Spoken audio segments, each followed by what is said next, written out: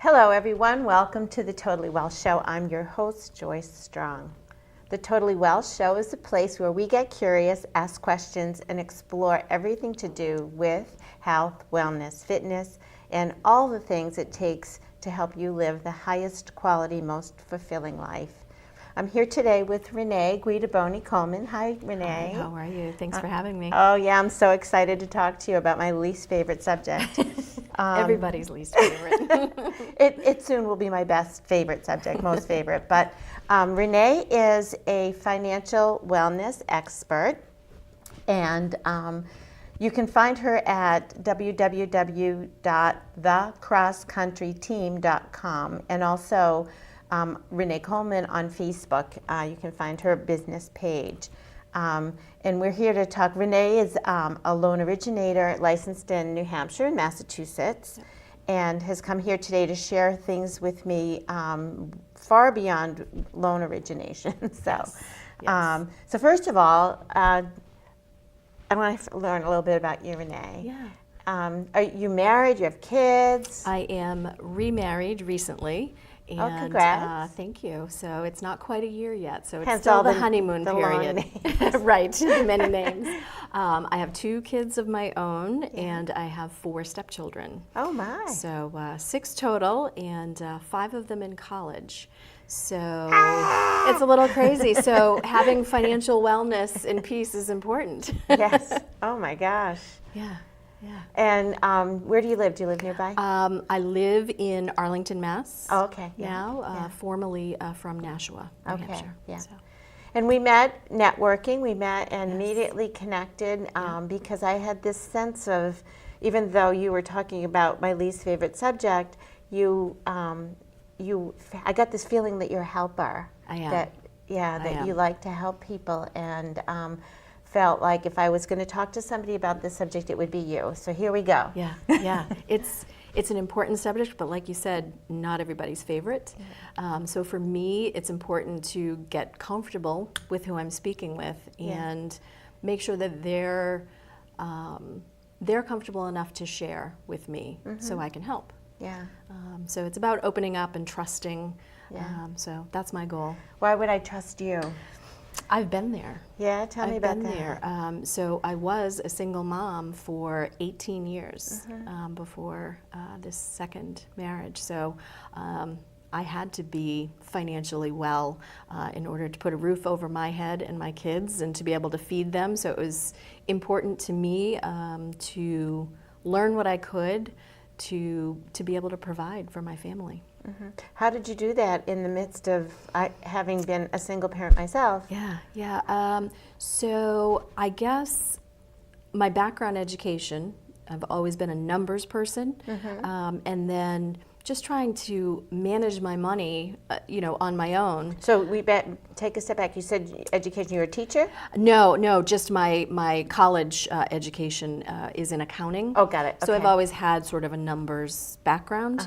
And my mom actually was also a single mom and came from a numbers background. She was a banker. Yeah. And so it was important as a family. A single mom raising 3 kids, she was sort of instrumental in making me understand how important it is to be financially well. When you were a kid, did you do anything related to this? My mom, I was always sort of that entrepreneur. I always wanted to make money. Yeah. But my mom was also very good about making us save money. Anything we ever earned, she made us put half of it in the bank. Oh, wow. So we got to see bank statements and we got to see how sort of the banking world worked. Yeah. So I think, that sort of instilled in me also mom's struggles to support 3 kids on her own. So we knew a little bit more, I think, than most kids did. And so in my path in life, unfortunately, being a single mom as well, I remembered my mom's struggles. So it was important to me to make sure that I was financially well for my kids. Do you ever have a kid business? I was a newspaper deliverer. Oh, okay. That was my first business, my first job. But I've always done something and always had that entrepreneurial side. So yeah, so I've always done something on the side besides a full-time job. Yeah. So what's a loan originator? A loan originator is a licensed individual that will do a mortgage for somebody. So a loan originator, I originate loans. So I find people looking to purchase homes or refinance their homes and put their loan together. I have to see all of their dirty business with their finances. So I've seen it all, which I try to make those people that I'm working with comfortable to know that there's no judgment. Everybody handles their finances differently, and I want to help them to kind of show them what their big picture looks like and how we can reach that end goal. How do you start with people? So the first thing we start with is their credit. That's the most important piece in sort of the big picture financial world. So pulling their credit. So I know most people have maybe heard the term before, but not everybody's aware of what their credit is and how it's created and where those numbers come from. So there's 3 scores. There's TransUnion, Equifax, and Experian. So those are the 3 scores that you'll receive, and there's a bunch of different factors that come into play. So that's kind of the biggest thing first. Knowing what your credit score is will help you determine what you're going to pay for things when you're looking for credit for something. If you want to purchase a car, if you want to purchase a home, if you want a credit card, your credit score is going to play directly into what interest rate you're going to pay for that credit. So what are some of the situations you've run into where you've had some, that you're proud of yourself or had some good success, like taking somebody from that A to B or A to Z, whatever the steps are? It's, you know, when I come across somebody that is sort of feeling like they're stuck and they'll never get out of that hole, I like to take my time with them and, you know, figure out the credit piece of it, figure out the financial piece of it, the budgeting piece of it. I'm sort of a numbers geek, and so that budgeting piece of it is important to me. That's how I learned to manage my money, was having a budget. And I know most people hate that term, having to be on a budget, but it's important to recognize sort of your needs and wants and what's important, and building that into your budget. So kind of in the big picture, when somebody tells me, for instance, you know, I want to get my first home or even my first apartment, but I can't save enough money, I enjoy the piece where I can kind of look at all of their numbers and figure out a way from there, you know, to get from point A to point B for them and to help them reach that goal. And it's important that they reach it not on their own, but they have to recognize that they can do it with a little bit of help from the outside. Yeah. Wow, it sounds like a long process. It can be. That term budget, I wanted to go a little deeper into that. I heard a good quote this morning, in fact, and I put it on Instagram, saying no to what I want now so that I can say yes to what I want more. Yes. Yes, that's important. So, what is a budget? So a budget is basically looking at, here's what my income is. This is what my paycheck looks like every week or every month. And then these are the bills that I have and what's left, right? So that's the piece that you can put away for a rainy day. You can save for your next purchase, you know, whether it's a car, a home, your first apartment, and you need, you know, your security deposit and the first month's rent. So we kind of look at needs versus wants first and sort of determine, you know, some people have different needs than others. Sure. And, you know, for me, I'm not a coffee drinker, so I don't have to work Starbucks into my budget, but some people do. That's important to them. So we kind of work through that, right? So we work through that to figure out, you know, what are your needs, what are your wants, and what does your budget allow for? And one of the things, one of the terms that my mom taught me early on was to pay yourself first. And so whether that be, you know, this goal that's over here, what will it take to get there? Well, let's decide that, you know, we're going to put $20 a week away, or $50 a month, whatever it might be, and let's pay ourselves first. Because if you put that money away and it's not there and visible and readily available to you, then you won't spend it. And so if it's put away here and you've paid yourself first for that, then we can look at what's left and what your needs and wants are and just work with that piece of it. Curious about how do you get paid for helping people? So in the mortgage world, I only get paid when I close a loan. So we're straight commission. I do a lot of work beforehand and a lot of education beforehand. I want to make sure that my customers, I've closed loans for people that I've worked with for 3 years, trying to get them to that position where they are able to purchase the home. So when I close a loan and somebody has, we've funded a loan for them, that's when I get paid. So because I asked that because I'm looking at what would be the obstacles for people to come for such brilliant support and help. They've got an educated person, educated with life experience, personal experience, and some coaching ability to, because I'm sensing from our talk earlier, having met, that you do more than just here's the facts. So you do a lot of exchange of the heart and helping people motivate. And that piece of it is where I have to earn somebody's trust before I can expect them to really open up their world to me, because I'm going to see everything. Right. So I have to gain their trust first, and I want them to be comfortable with me. And the biggest fear that people have is, I think, they just don't know. There may be some pride or some embarrassment, perhaps, about their situation, and it's my job to make sure that they're comfortable and they feel comfortable opening up to me. Unless I can see the whole picture, I can't help you. And my goal is to help you. Right. You must have a tremendous amount of faith and just things are going to work out to be able to invest so much time without really knowing if you're going to be directly paid for it. There must be. For me, it's when we do get to that final point. So, this particular customer, 3 years I worked with them. We had a lot of work to do on their credit. We had a lot of work to do on sort of their budgeting and their saving. We had a goal, and we knew what we were looking for, and we knew how much we had to save. And it took 3 years to get there.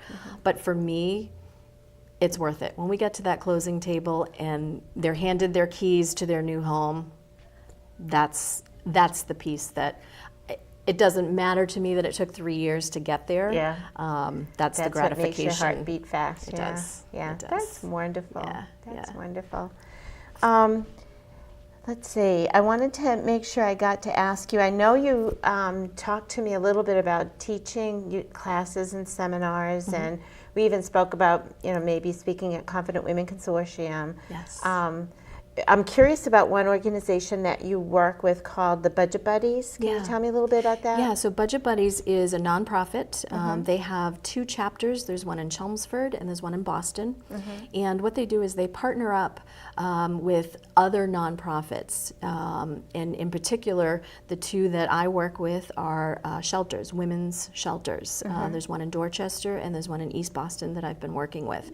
And basically, these women are in shelters for various reasons. And we have a 6-month program. So I'm paired up with a buddy, and I'm sort of her coach. So we talk about what is her long-term goal. Now, for most of them, of course, they're in a shelter, and their long-term goal is to get out of that shelter. And whether that be into an apartment, into some sort of, assisted apartment, where there's some government assistance, or whether it's a home of their own.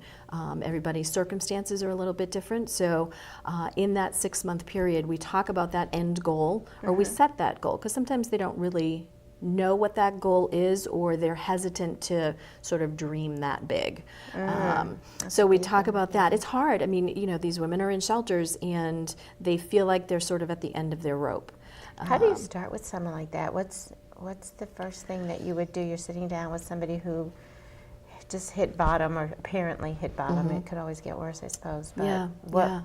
How do you start? So it's important, again, for them to trust me. Yeah. And so I can't push because everybody's story is a little bit different.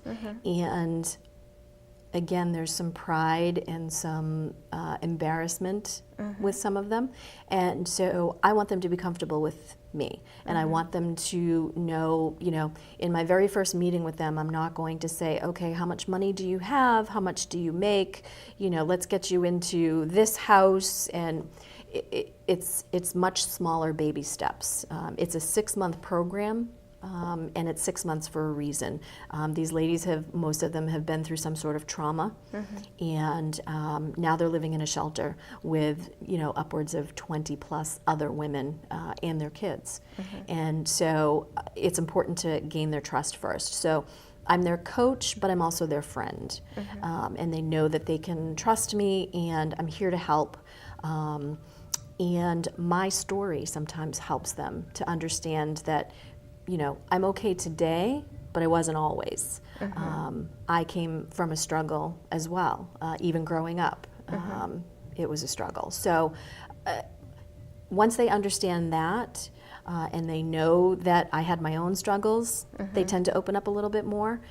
So the program kind of walks us through setting that goal, and then breaking it down into smaller pieces. So you can eat an elephant not whole, but one bite at a time, right? So we break down, and that's my job as their coach, as their buddy, to help them break that down. And so the 6-month program has a bunch of different facets, and budgeting is one of them.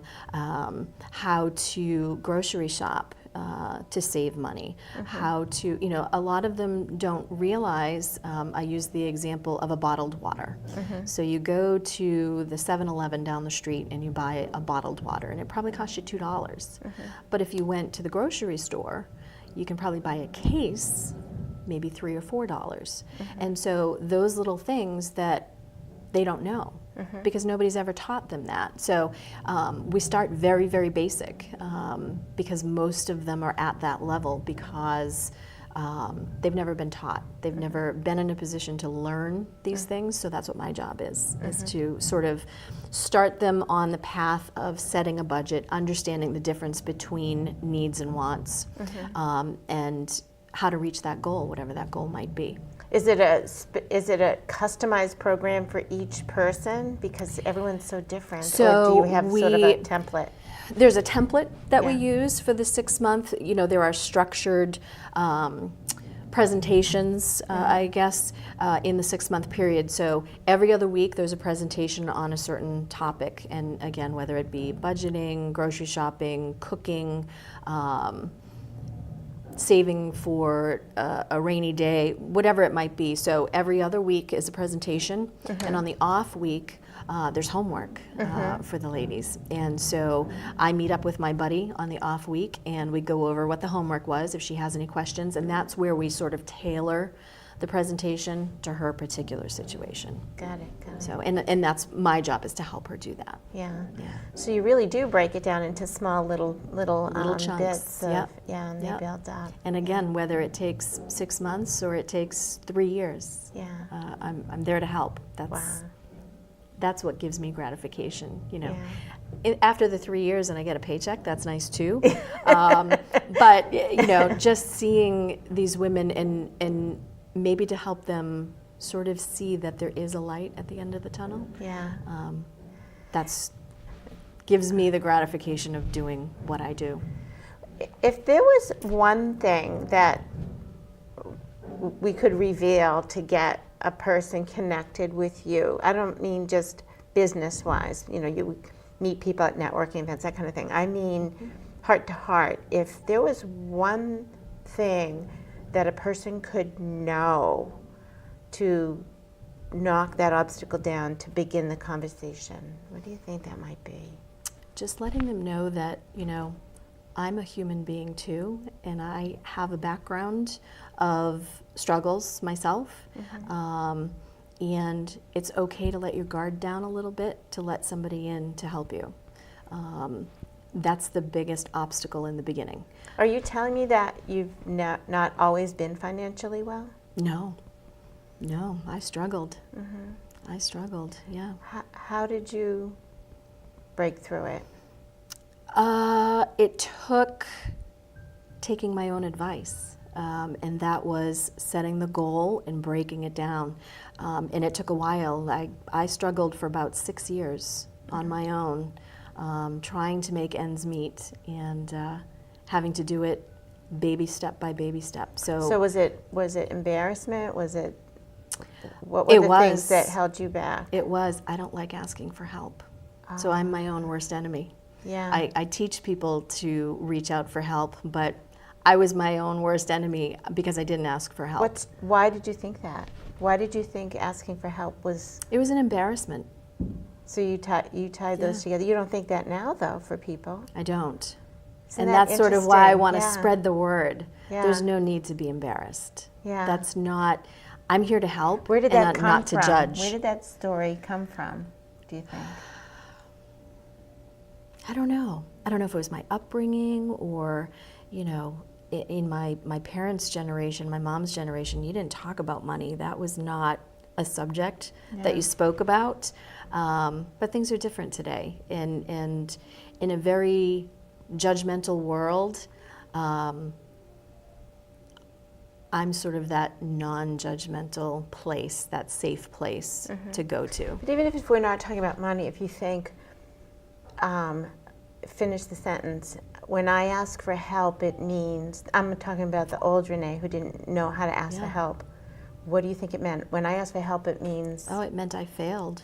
I failed myself. I failed my kids. Isn't that crazy? Yeah. Where do those ideas come from? I don't know where they fester and grow. Yeah. So I'm here to help those that are in the same situation and to let them know, A, there is a light at the end of the tunnel, and B, it's okay to ask for help. Yeah. It really is okay. Funny that you say that. On the way down here, there's a sign. I don't know if it's a guidance counselor, because we're in the high school. You know, the Groton Channel is housed inside the Groton-Dunstable Regional High School. It said, it's okay to ask for help. It's critical for learning, or vital for learning, is what the sign said. And I wanted to change the okay to ask for help and say it's vital to ask for help. Yes, it is. It's the only way It is. that you will learn. Yeah, and when we talk about Or just I think wellness it didn't say in ask for general, help, it said make mistakes, but that's the same idea. in when you talk about wellness in general, Yeah. I started having some health problems. Really? The more I stressed over my financial situation and trying to do the right thing and not asking for help and sort of keeping it all inside, I had some physical issues as well, you know, where I was making myself sick. So now that I'm sort of over here and out of that situation now, I didn't realize it then, but I can see it now, how sick I was making myself. And as a coach and as a nurse myself, that I see it in my clients all the time, that things beyond food are the problem. It's really stress. And the stress of fear of losing, fear that you're gonna be without Right. things you need. Right. Yeah. Right. Yeah. So it's my goal to relieve that stress and let them know that there are people out there that can help you. You just have to let go and know that it's okay to ask for help. I love that. And when we do things like that, when we teach it and coach, we're also holding ourselves accountable and giving that, because I think we can always be at risk for falling back on old thoughts and old stories ourselves. It's very like you easy say. to do that. Yeah, we're human. Yep, absolutely. I get down on myself on occasion too, Yeah. but I try to listen to my own words of wisdom that I'm teaching to my clients. And you've put yourself in the right place because you have, you've built a world of accountability partners around you, and you're setting an example. So I love it. Yep. Yeah. Are there other places that you teach or do seminars beside Budget Buddies? I do. There's a program on the North Shore that I work with. It is a program for non-English speaking immigrants that have moved to this country and trying to find their way. They generally do 8-week courses, and they have 3 different levels. And once they reach the 3rd level, the very last section of the course is on banking, and a piece of that is credit. So I teach about credit.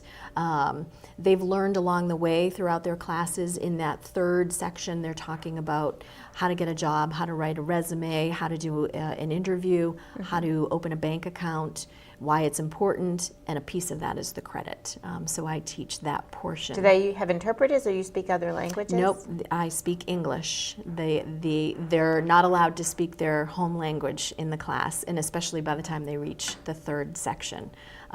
They're there to learn English and to learn the terminology. Every now and again there may be a word that they'll need some translation, but it's all in English. Wow. Yeah, That's great. And that's the exciting part. I had a woman last week. I teach my students to open, there's multiple apps on a phone that you can use. The one that I typically show them it's called Credit Karma. Yeah. And it's just an app on your phone, and you open it up, you sign in, you get some logins, you use your personal information to create the account, but it tells you what your credit score is. Yeah. And I had this girl, and she was Russian, and she had no idea what her credit was. She had a job. She was part of this program at the North Shore, and we helped her open her Credit Karma account, and she had a 750 credit score. Woo-hoo. Yeah. So that was like exciting, and I was so proud of her, and she was happy, you know, and just seeing the smile on her face was great, and she understood what it meant now, to know what her score was and what that meant for her. So. You're not going to believe this. We're almost out of time. Oh my gosh. We have about a That minute flew and a half. by. I know. We could talk forever, and I definitely like the subject a little bit more now. What are the top 3 things it takes for you to be totally well? Oh my gosh. Totally well. I need to make sure my family is doing well, my husband and I, and all 6 kids. And it's important for me to be present in their lives. Stress in my life is pretty high, so I try to manage that. I do work out and I run. That's how I kind of clear my head. Nice. Family and making sure I'm well with stress. Those are kind of the 2 big ones for me. One more? The 3rd one? Making sure my relationship with my husband is good. Yeah. That takes a little bit of work. Yeah, I hear so. But good work. Yeah. So I enjoy that part of it too, and making sure we make time for ourselves. Which is, it sounds impossible, but if anyone can do we it. manage. Yeah. Well, thank you for coming today. Thank you for having me, Joyce. Having an introduction to this. I think we could definitely have more sessions with you to learn more and really dig deeper. This was a great introduction, and I hope people will reach out. Renee Guidaboni Coleman at www.thecrosscountryteam.com. Yes. Thank you so much. You're welcome. Thanks for visiting. Absolutely.